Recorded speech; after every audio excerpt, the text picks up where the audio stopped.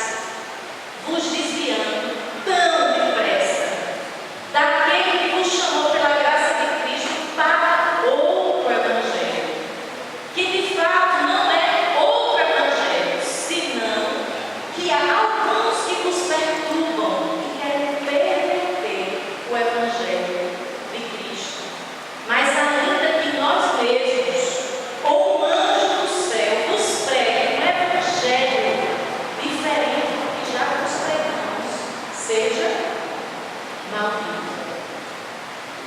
E é nessa reflexão que eu queria lhe perguntar: que evangelho, ou me perguntei esses dias, que evangelho eu vou ler em 2017? Que evangelho eu vou testemunhar e pregar em 2017? Porque não foi só na época de Paulo que tinha muitos evangelhos em disputa. Tem evangelho aqui, a gente sabe que a palavra evangelho é uma palavra já tomada da cultura da época, que era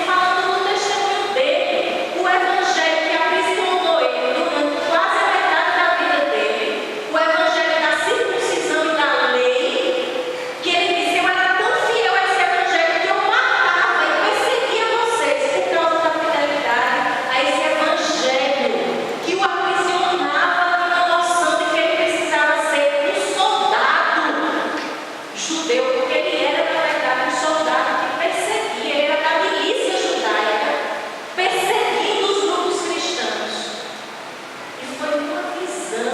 E ele conta isso na carta aos Gálatas.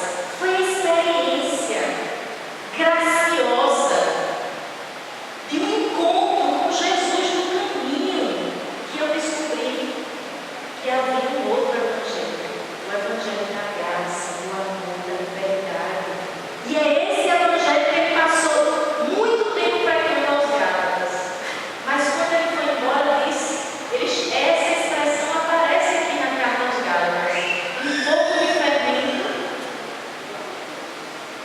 leveda toda a massa. Um pouco de fermento e o evangelho de legalismos, de desamor, de pessimismo, onde tudo que a gente fala reflete o evangelho que a gente está experimentando na vida da gente. Mas se a gente começa a distribuir esse fermento entre nós, daqui a pouco vamos ser uma massa toda levedada, que esqueceu o evangelho do amor, da graça, da liberdade, para viver com outro evangelho. Irmãos e irmãs, nós vivemos em 2016 o evangelho da coragem, o evangelho da ousadia, o evangelho do amor. Foi esse evangelho que a gente viveu e pregou nessa igreja. Mas para mim, nessa leitura de Gálatas, existe um testemunho que eu recebi da tia Cal na praia. Eu fiquei pensando e orei. Disse: Deus, tem fermento velho dentro de mim. Tem fermento de um evangelho que eu tento vencer a cada dia, mas que ele insiste. O evangelho do medo, da desesperança, do pessimismo. A gente vai ver, todo mundo está ruim, todo mundo quer tirar vantagem, mas tia Cal não. Nem conhecia a gente e cedeu um espaço que era dela por direito para mim.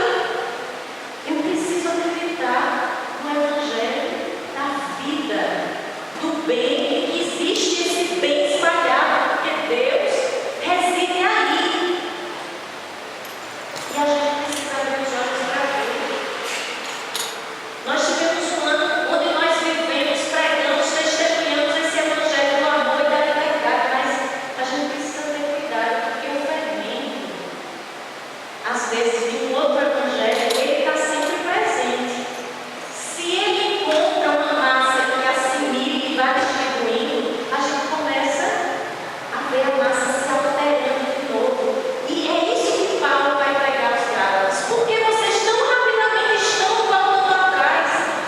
Quando ele saiu, chega um grupo de cristãos judaizantes que diz: que evangelho é esse que vocês estão seguindo? Foi Paulo que ensinou isso para vocês, que vocês não precisam se circuncidar, que vocês são filhos de Deus pela graça. Isso está errado. O que vocês estão fazendo está errado. Todos os homens aí precisam se circuncidar, vão de novo voltar ao evangelho da lei. E Paulo não fica sabendo disso, o que é que está acontecendo com vocês.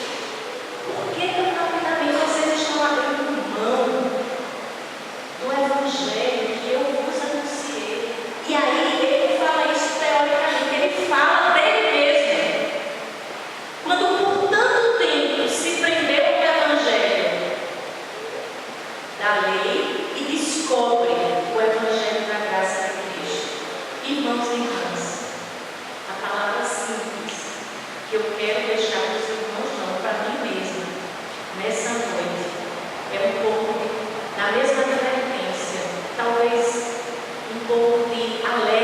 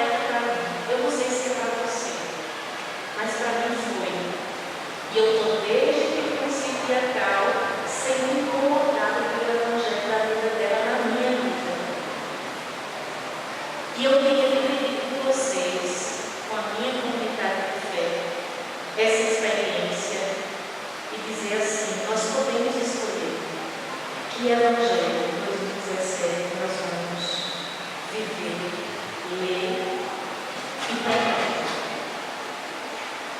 Porque eu fiquei pensando, se eu chegasse naquela praia, naquela hora, e encontrasse a mim mesma, não a triacal, eu encontrasse a mim mesma, será que eu teria a mesma atitude? Será que eu ia ter o desprendimento de ser eu no lugar? E não só isso, fazer isso com alegria do tamanho do mundo. E rapidamente provocar diálogo e compartilhar as melhores coisas. Ela não fez nem lamúria, não, nem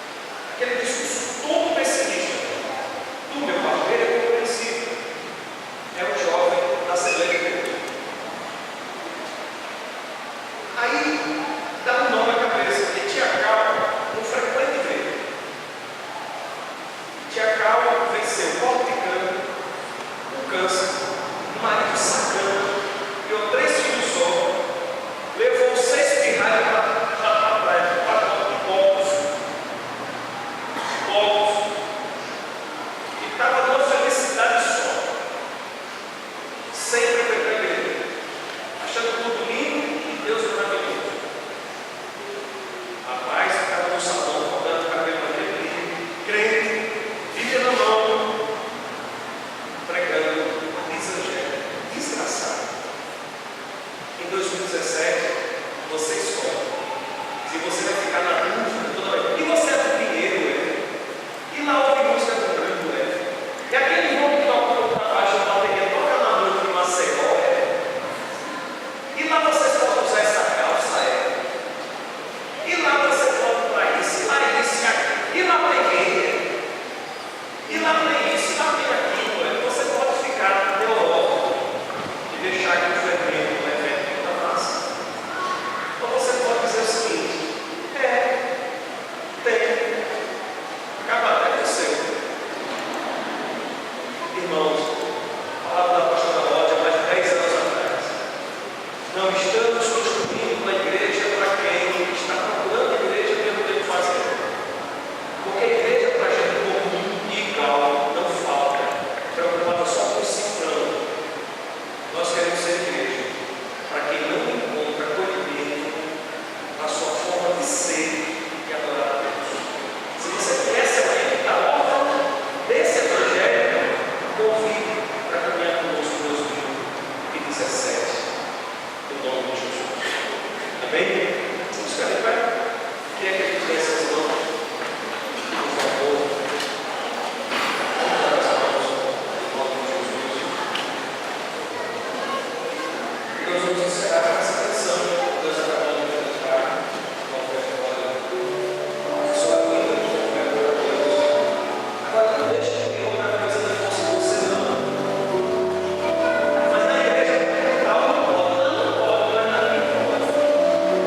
É o pastor que deixa, deixa fazer. Em nome de Jesus. Em nome de Jesus. Deixa essa vida levar a nossa mão. Quem pode limpar, pode receber na Bíblia. Se a gente morrer, Deus, você vai receber esse sangue. Agora, se a gente ficar vivo, ele vai ser só um lugar. E se amar, e lutar, para que o isso não ocupe todos os espaços dessa terra, em nome de Jesus. Amém? Você pode ir mais perto do Senhor no meio, vai comer, graças a Deus. Cante assim.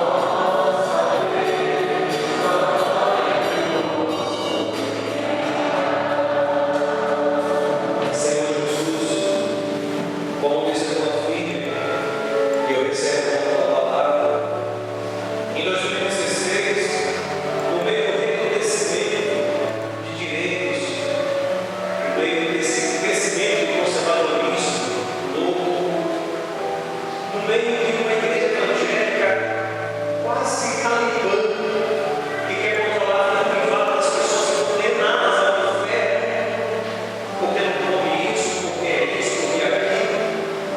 Essa pequena igreja, ousada e corajosamente, movida pelo teu Espírito, pregou o Evangelho da liberdade.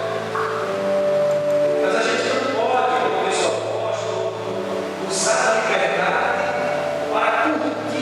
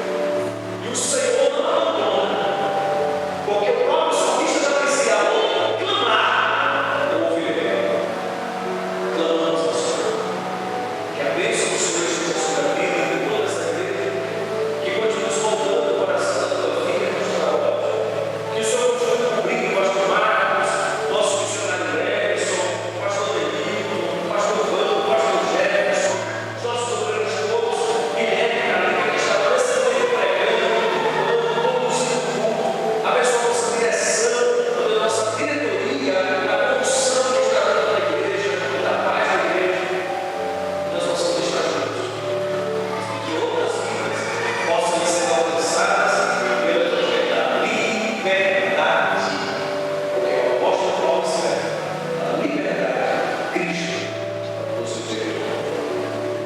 Para que a paz esteja todos e todas, e que o Senhor nos dê uma vida de repouso e descanso, no nome santo de Jesus.